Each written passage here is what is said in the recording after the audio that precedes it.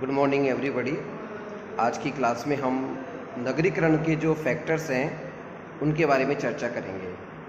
भारत के संदर्भ में नगरीकरण की जो अवधारणा है किस प्रकार विस्तारित होती है, क्योंकि हम ये जान चुके थे कि आसपास के कस्बाई संस्कृति के लोग, ग्रामीण संस्कृति के लोग भौतिक आकर्षण के कारण सुख सुविधाओं के विस्तार एवं कुछ जो अंतज जाति के लोग थे वो अपनी सामाजिक प्रतिष्ठा को प्राप्त करने के लिए नगरों की ओर प्रस्थान करते हैं। ऐसी स्थिति में नगरों का विस्तार होने का ये कारक समझ में आता है, लेकिन हम इसके भारतीय पृष्ठभूमि में कौन कौन से कारक महत्वपूर्ण हैं इन पर चर्चा करेंगे।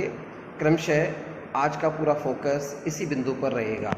आप इसे ध्यानपूर्वक सुने और यदि आवश्यक समझें तो आप उसके विधिवत नोट्स बनाते रहें।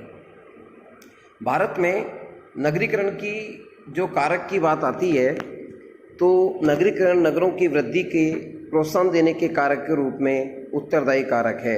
इसके संबंध में हमें यह ध्यान रखना आवश्यक है कि जहाँ स्वतंत्रता से पहले नगरों के विकास की अनुकूल भौगोलिक दशाएं, धार्मिक विश्वास, सैनिक शिविरों की स्थापना व यातायात की सुविधाओं का योगदान रहा है, वहीं दूसरी ओर अन्य कारक भी जिम्मेदार रहे हैं। एक सामान्य धारणा यह है कि भारत में स्वतंत्रता के बाद नगरीकरण की वृद्धि का मुख्य कारक नगरों के बढ़ते हुए उद्योग धंधे तथा उनसे संबंधित विभिन्न व्यवसाय रहे हैं, क्योंकि इस चकाचौंध उनके जीवन में जब नए नए प्रकार के उद्योग धंधे प्रारंभ होते हैं तो उन उद्योग धंधों के कारण लोग आकर्षित होते हैं। विशेषकर श्रमिक वर्ग उनके प्रति आकर्षित होकर वहाँ जाना चाहता है। औद्योगिक विकास के अतिरिक्त राजनीतिक, धार्मिक, ऐतिहासिक, आर्थिक कारक भी नगरीकरण की प्रक्रिया को प्रोत्साहन देते हैं। साधारणतः सभी राज्यों की राजधानियाँ, जो कि राजनीति का एक बड़ा न्यूट्रल केंद्र होती हैं, वहाँ सभी प्रकार की राजनीतिक गतिविधियों का संचालन किया जाता है। विशेषकर मुंबई, दिल्ली, हैदराबाद, चेन्नई, जयपुर, लखनऊ, भोपाल, पटना इसके उदाहरण हैं। जबलपुर, जोधपुर जैसे नगरों का विकास भी मुख्य रूप से रक्षा उपकरणों का उत्पादन करने वाले प्रमुख केंद्रों के कारण हुआ है। ठीक इसी प्रकार कुछ ऐसे धार्मिक नगर हैं, जैसे हम बनारस कह सकते हैं, हरिद्वार कह सकते हैं, जिनके पीछे जन भावना व आस्था जुड़ी होती है। जब आस्था और जन भावना जुड़ती है तो लोग उस आस्था के केंद्र पर विशेष कुंभ के मेले के रूप में, त्यौहार के रूप में, कोई विशेष प्रकार की पूर्णिमा के मेले के रूप में उपस्थित होते हैं, और ये कहीं ना कहीं नगरीकरण को बढ़ावा देती है। वहाँ लोग निवास करते हैं, प्रवास के प्रतिमान स्थापित करते हैं। नगरीकरण में वृद्धि के विशेष कारकों की जब बात की जाती है तो सबसे पहला फैक्टर है जनसंख्या वृद्धि। भारत में स्वतंत्रता से पहले देश की जनसंख्या का लगभग जो आंकड़ा देखा जाता है वह 34 करोड़ की आबादी थी। उसमें से 83% गाँव में ही निवास करती थी। स्वतंत्रता के बाद जब इस दशा में जनसंख्या की आवश्यकताओं को पूरा करने के लिए जैसे जैसे नगरों में नए उद्योगों की स्थापना हुई, गाँवों के गृह उद्योग व कारीगरी के व्यवसाय में विघटन होना लगा, जजमानी व्यवस्था छिन्न भिन्न होने लगी, तो ग्रामीण जनसंख्या का एक बहुत बड़ा भाग नगरों के अंदर प्रारंभ हो गया, उनका प्रवास का प्रतिमान, और वहाँ जाकर रहने लगे। दूसरा है औद्योगिक विकास। भारत में जैसे जैसे औद्योगिक विकास के फलस्वरूप विभिन्न क्षेत्रों में बड़ी मात्रा में उत्पादन बढ़ता गया, इन उद्योगों में बनने वाली वस्तुएं, सह उत्पादों के फलस्वरूप नए नए प्रकार के व्यवसाय विकसित हुए। नगरीय उद्योगों में श्रम करने के लिए अधिक श्रमिकों की आवश्यकता होने लगी। इसके परिणाम स्वरूप ग्रामीण जनसंख्या का एक बहुत बड़ा भाग रोजगार के साधन प्राप्त करने व नगरीय उद्योगों में श्रमिकों के रूप में काम करने के लिए बढ़ना आरंभ किया। इस दशा में नगरीकरण की प्रक्रिया को बढ़ाने में महत्वपूर्ण भूमिका निभाई है। तीसरा बिंदु है व्यापार और वाणिज्य में वृद्धि। नगरीकरण में वृद्धि के साथ साथ केवल औद्योगिक विकास का कार्य की मुख्य आधार नहीं है, बल्कि उद्योग के विकास के साथ साथ भारत में अनेक प्रकार की वाणिज्यिक और व्यापारिक सुविधाओं का भी विस्तार हुआ, जो कारण बनता है। जो नगर कुछ विशेष वस्तुओं के व्यापार और वाणिज्य का केंद्र होते थे, उनमें उन वस्तुओं का विशेष ज्ञान रखने वाले लोगों का केंद्रीकरण होने लगा। परंपरागत भाषा ने इन्हें व्यापारिक मंडियों के नाम से जाना जाता है। इस तरह की व्यापारिक क्रियाओं के महत्व को स्पष्ट करते हुए लिम्स नामक विद्वान लिखते हैं कि नगरों के विकास के लिए व्यापार और वाणिज्य उतना ही महत्वपूर्ण आधार है जितना एक प्राणी के जीवन के लिए रक्त का संचालन होना आवश्यक है। वर्तमान नगर व्यापार वाणिज्य का केंद्र होने के कारण वे नगरों की ओर प्रवास करने लगते हैं जो महत्वाकांक्षी होने के साथ साथ विशेष प्रकार की व्यापारिक क्रियाओं में अधिक कुशल होते हैं। चौथा बिंदु है यातायात तथा संचार के विकसित साधन। देखिए, जब किसी शहर में ट्रांसपोर्टिंग और कम्युनिकेशन बढ़ता है, लोग सुख सुविधाओं के विस्तार में आवागमन के प्रतिमानों का ध्यान रखते हैं कि उन्हें कम शारीरिक श्रम करना पड़े और तकनीक के सहारे से उन्हें फ़ायदा हो।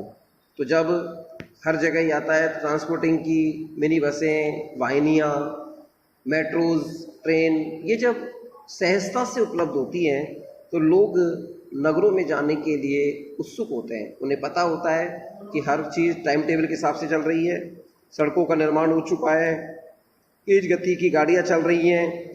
ऐसी स्थिति में उनको अपने ग्राम और शहर की तुलना में वहाँ अधिक लाभ महसूस होता है और वो वहाँ बढ़ चढ़कर हिस्सा लेते हैं और नगरीकरण की प्रक्रिया में बढ़ावा देते हैं। इसके अतिरिक्त जब नई प्रकार की सुविधाएं मिलती हैं, नए संसाधन आते हैं, तो ग्रामीण लोग अपनी फसलों को बेचने के लिए छोटी मंडियों में नहीं जाते। उनके पास जब संसाधन है, उनको लगता है कि जब अपनी फसल का उचित मूल्य नहीं मिल पा रहा तो वो दूसरी मंडियों में, दूसरे शहरों में जाते हैं और वहाँ सुविधाओं के बीच में अपनी आमदनी बढ़ा सकते हैं। ऐसी चाह, ऐसी इच्छा के कारण ये लोग नगरों की ओर प्रस्थान करते हैं। तो ये कारक भी नगरों के आकर्षण का महत्वपूर्ण बिंदु है। नगरीय आकर्षण के कारक में पांचवा बिंदु है, बर्गेल के अनुसार ऐसे कारकों की विवेचना की गई है जो अनेक प्रकार के गांव और कस्बों के लोगों के लिए एक आकर्षण का कारक है जो उन्हें खींचने का कार्य करता है। इनमें नागरिक सुविधाएं, आर्थिक सुरक्षा, विशेष प्रकार के मनोरंजन के केंद्र, आधुनिक सुख सुविधाओं के विस्तार हैं। क्योंकि नगरों में आप जानते हैं बिजली, पानी, स्वास्थ्य, सुरक्षा तय मानी जाती है। शिक्षा के अंदर नए नए कोर्सेज, आधुनिक टेक्नोलॉजी वाली डिजिटल क्रांति के फलस्वरूप आने वाली शिक्षा प्रणाली विकसित होती है, जबकि कस्बों में ये चीज़ें उपलब्ध नहीं हैं। विशेष व्यवसाय के लिए कच्चा माल, विकसित उपकरण व जानकारियाँ प्राप्त होती हैं और नगरीय जीवन को अधिक सुविधाजनक समझा जाता है। इसके फलस्वरूप एक बड़ी संख्या में व्यक्ति ये समझने लगते हैं कि नगर में रहकर ही वे अपने व्यक्तित्व का विकास ज़्यादा बेहतर तरीके से कर सकते हैं और यह इच्छा उन्हें नगरों की ओर जोड़ती है। अपने व्यक्तित्व, पर्सनैलिटी के साथ साथ हम कुछ आकर्षण के बिंदुओं की चर्चा कर सकते हैं। जैसे विशेषकर हमारे भारतीय संस्कृति में, ग्रामीण संस्कृति में महिलाओं को थोड़ा सा दोयम दर्जा दे रखा है। उन्हें पर्दा प्रथा का सामना करना पड़ता है। महिलाएं खुलकर अपने विचारों को प्रखरता से नहीं रख पाती क्योंकि संयुक्त परिवार की परंपराओं के तहत उनके ऊपर एक अनावश्यक दबाव रहता है, सामाजिक पर्यावरण की जिम्मेदारी रहती है। लेकिन नगरों में आकर सबसे पहले वो एक खुली हवा में सांस लेना जैसा महसूस करती हैं।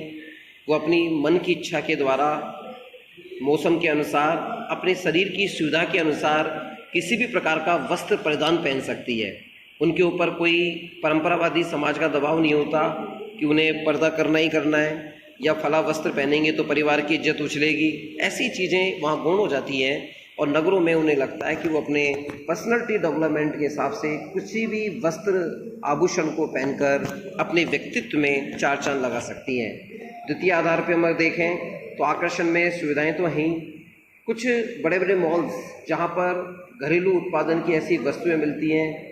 आजकल विज्ञापन का ज़माना है, टीवी मीडिया के माध्यम से जब हम नई नई उत्पादित वस्तुओं को देखते हैं और अपने कस्बों में उनकी मांग करते हैं तो वो हमें उपलब्ध नहीं होती, तो मन में एक हीनता का भाव आता है कि अरे हम कैसे जंगल में रह रहे हैं, हम काश यदि शहरों में रहते तो शायद हमें ये सुविधा बेहतर तरीके से मिल सकती थी और व्यक्ति इसी आत्मविश्वास के साथ शहरों की ओर जाता है। तो ये कुछ ऐसे कारक हैं जो कहीं ना कहीं नगरीय आकर्षण को प्रोत्साहन देते हैं, जो नगरीकरण में वृद्धि करते हैं।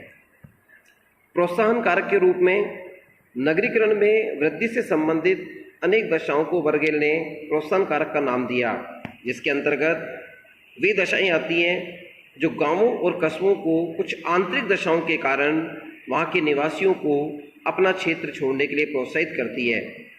जैसे गांवों में बढ़ती गुटबंदी। आप किसी भी सामान्य व्यक्ति से पूछिए भाई तुम गांव में क्यों नहीं रहते, उसका जवाब पता है क्या है? हमारे गांव में पॉलिटिक्स है। वो अपनी सहज भाषा में पॉलिटिक्स का मतलब बताता है कि गुटबाजी है, पार्टियां बनी हुई हैं, खेत पर कब्जा हो रहा है, वहाँ पे फौजदारी मुकदमे हो रहे हैं, किसी व्यक्ति से रिश्ता है, झगड़ा किसी और ने किया, व्यक्ति उस गांव में उपस्थित नहीं है, उसका नाम कोर्ट कचहरी में आ जाता है, केस में लिखवा दिया जाता है। कहीं ना कहीं कोई सरकारी नौकरी प्राप्त करता है तो उसके पीछे केस लगवा कर ये मंशा होती है कि इसको कैसे डाउन किया जाए। तो ये जो प्रवृत्ति आ जाती है, गुटबाजी आ जाती है, तो इसे बर्गेल ने समझाने का प्रयास किया कि ये व्यक्ति को उस नकारात्मक ऊर्जा वाले क्षेत्र से शहरी क्षेत्र में लाने के प्रति प्रेरित करती है। दूसरा बिंदु हो सकता है जातिगत असमानताएं। हम जानते हैं जाति जन पर आधारित है, मजुमदार मदान ने भी कहा है, और जाति को व्यक्ति कितना ही आर्थिक रूप से संपन्न हो जाए, राजनीतिक रूप से संपन्न हो जाए, वो कभी भी जाति को परिवर्तित नहीं कर सकता। ऐसी स्थिति के अंदर जब जातिगत असमानताओं के कारण शोषण होता है, एक विशेष वर्ग को हे दृष्टि से देखा जाता है, तो अपने खोए हुए सम्मान को प्राप्त करने के लिए वो नगरों की ओर प्रस्थान करता है।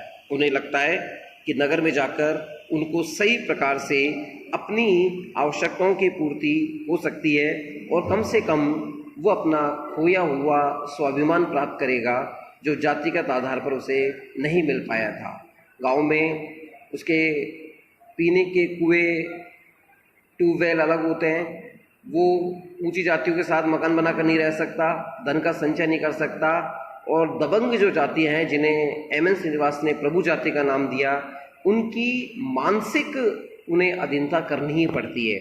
ये चीज़ें शहरों में नहीं है, क्योंकि शहर संवैधानिक परंपराओं के अनुसार चलते बसते हैं, प्रशासनिक महकमे यहाँ पर उनकी हेल्प करते हैं। तो ऐसी स्थिति में उस असमानता के माहौल से हर व्यक्ति जो पीड़ित है शहरों में आना चाहता है। खेती की प्रकृति पर निर्भरता एक अलग बिंदु है। इसके अंतर्गत भारत में कृषि को मानसून का जुआ कहा जाता है। अगर अच्छा मानसून आया तो फसल अच्छी होगी, अन्यथा व्यक्ति को अपना येन केन प्रकारेण अपना कार्य करना पड़ता है। ऐसी स्थिति में प्रकृति पर निर्भरता होने के कारण कभी कभी उसे नुकसान होता है, क्योंकि फसल के अंदर बहुत पैसा लगाकर उसे की जाती है, बीज खाद सब खरीदे जाते हैं, उसका बीमाकरण होगा, इसके बारे में गांव वालों को ज़्यादा जानकारी नहीं है। ऐसी स्थिति में लोगों को लगता है कि अगर वो शहर में जाकर कोई छोटा मोटा उद्योग धंधा भी करेगा, कोई अपना कार्य करेगा, तो वो अर्थोपार्जन तो कर सकता है, अपने परिवार का पालन पोषण कर पाएगा। अगले बिंदु के रूप में भू निष्कासन की बढ़ती हुई समस्या। भू निष्कासन का मतलब है भूमि के नामांतरण संबंधी तकनीकी खामियों के कारण जो कोर्ट कचहरी होती हैं वो पटवारी वगैरह मिली भगत करके दबंग लोगों को जमीन लिख देते हैं। कभी कभी जीवित व्यक्ति को मृत घोषित करवा दिया जाता है और उसकी ज़मीन हड़प ली जाती है। महिलाओं के संदर्भ में यदि कोई विधवा है उसे डायन घोषित करवा दिया जाता है और उसकी ज़मीन पर जो दबंग लोग हैं या परिवार के जन लोग हैं वो उस पर अधिकार करते हैं। ऐसी स्थिति में इन चीज़ों से मुक्त होने के लिए, शोषण से मुक्त होने के कारण वो लोग नगरों की ओर अपना मंशा बनाते हैं रहने की।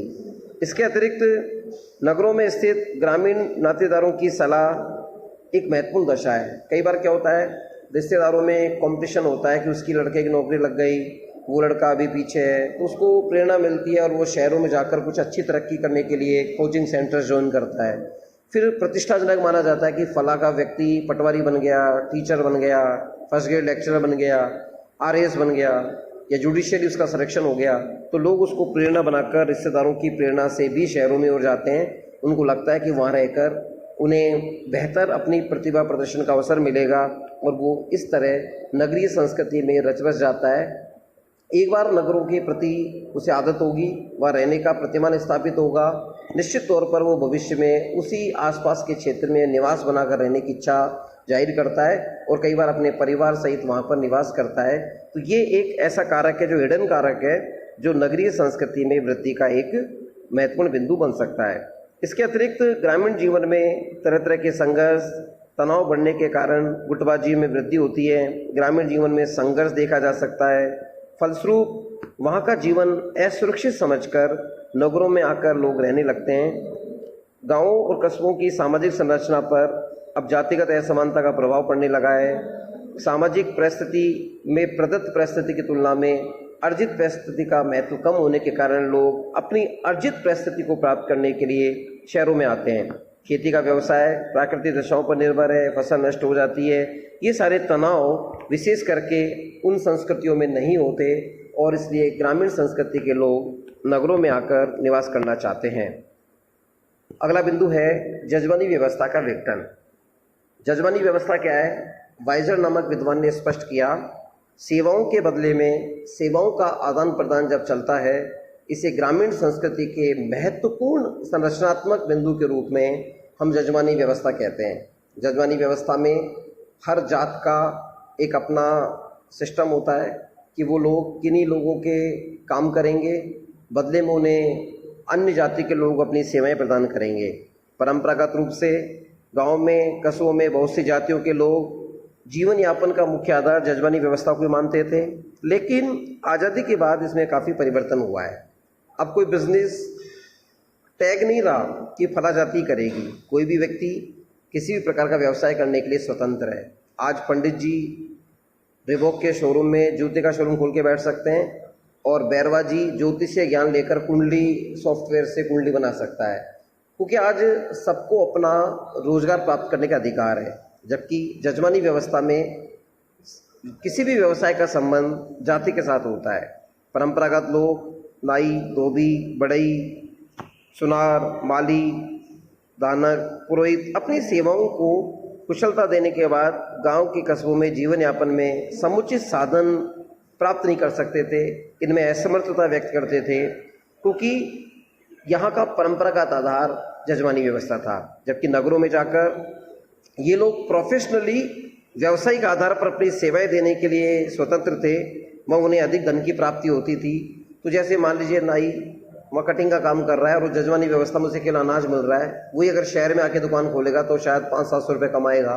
उसे वो चीज़ ज़्यादा बेहतर लगती है कि परंपरागत आधार पर कोई टैग लगे, उससे बढ़िया वो प्रोफेशनली अप्रोच में उसका काम करे तो उसे एक आत्मविश्वास मिलता है और व्यक्तित्व विकास भी उसका होता है। ठीक इसी प्रकार कुछ ऐसे लोग हैं जो नगरों में नगरीकरण की विकास की प्रक्रिया में अपने आप को जोड़ना चाहते हैं। मानसिक रूप से वो अपने आप को श्रेष्ठ लोगों का, अभिजात्य वर्ग का सदस्य मानते हैं और उन्हें लगता है कि गांव शायद उनके लिए बने ही नहीं है। ये एक ऐसा कारक है मेंटलिटी के आधार पर जो उन्हें शहरों की ओर जोड़ता है।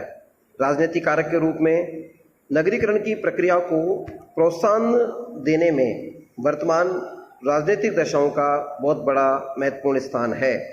लोकतांत्रिक व्यवस्था में बहुत से लोग उन नगरों में विकास के अधिक अवसर प्राप्त करते हैं जो राजनीतिक क्रियाओं के केंद्र होते हैं। जिन व्यक्तियों में नेतृत्व की विशेष क्षमता होती है, नगरी उनके व्यक्तित्व विकास के लिए उपयुक्त स्थान है।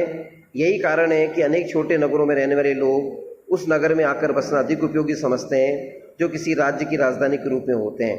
नगरीकरण की प्रक्रिया में राजनीतिक कारकों का प्रभाव किसी तरह से श्रेष्ठ कोटि का माना जाता है। इसको हम एक सामान्य अर्थ में समझ सकते हैं। एक विशेष जाति के लोग जो संख्या में कम है, वो चाहे ब्राह्मण हो सकता है, बनिया हो सकता है, या कोई शूद्र जाति की अंतर जाति हो सकती है।